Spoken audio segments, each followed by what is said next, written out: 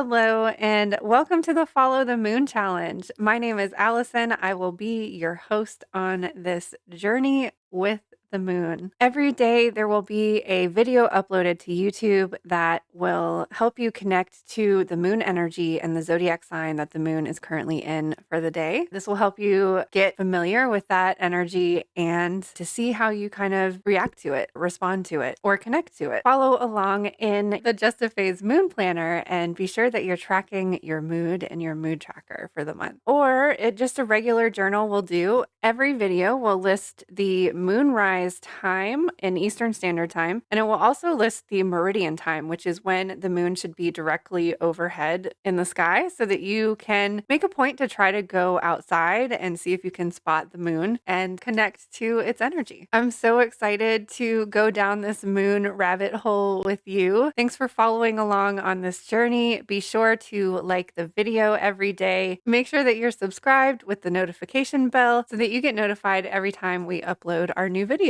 Thanks for hanging out with me in Wonderland today. I hope you enjoy today's video.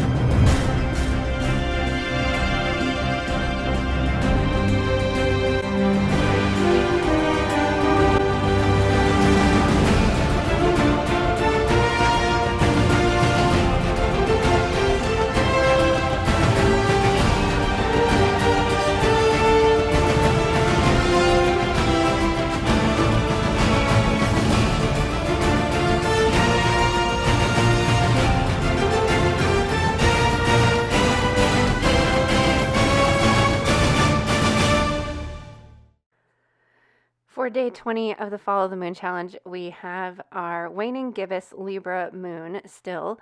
Now, we've talked a lot about Libra energy the last few days, and I haven't yet had a chance to really talk a lot about void of course days.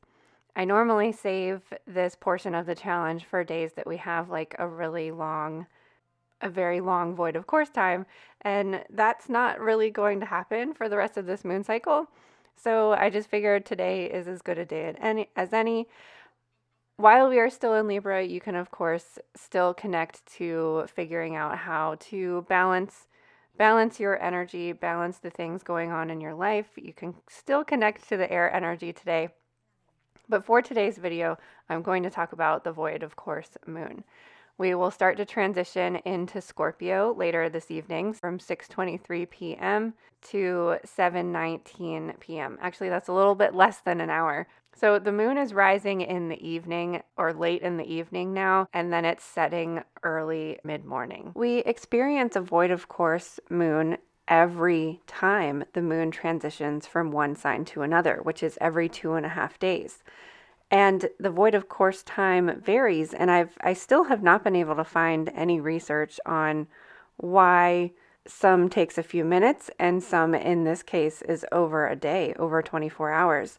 So I really have no explanation for what the difference is. When I filmed this portion of the video, we had a leap year last year. So the characteristics of a leap day and the void of course time being like this in-between liminal space still apply to the characteristics and qualities of the void of course time. So I've kept it in here just because I feel like it's relevant for understanding that energy. I recently listened to a podcast talking about leap year and why we have it, and it was a really interesting podcast. Shout out to the Witch Bitch Amateur Hour. It's their latest episode.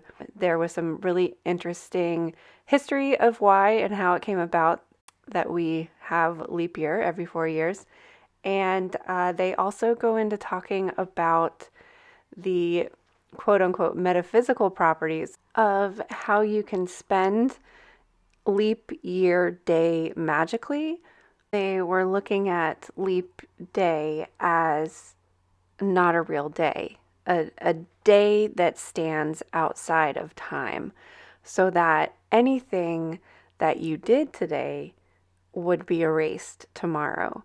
So you could use that day, February 29th, as a day to try something new, or try a different personality, try a new outfit, or just try something that you've been wanting to do for a really long time, and using that. It's not really a day. It doesn't matter. There's no pressure. If it doesn't work out, then it's okay. Using that as kind of this excuse or this way to kind of push you and nudge you into trying something that maybe you've been scared to do. And I think that we could look at a void of course in a very similar way. We're not really in Libra anymore, but we're still not in Scorpio either. We're somewhere in between. And this also made me think of the imagery of the Fool, which is the number 0 in the tarot deck. In The Ultimate Guide to Numerology by Tanya Gabrielle, she states that the number 0 hovers between worlds, between numbers of positive value and numbers of negative value, between the seen and the unseen. It therefore represents a unique power. In fact, if you add 0 to any number, it expands and empowers that number. 3, for example, becomes 30, or 7 magnifies to 70, and the more zeros you add, the bigger the value become. There are infinite possibilities for the beginning of the Fool's journey. It's the unknown. You don't know what's going to happen after you take that leap. 0 is the starting point. It's the beginning. It's the origins. But it's also the ending. 0 in and of itself is never ending. It's infinite.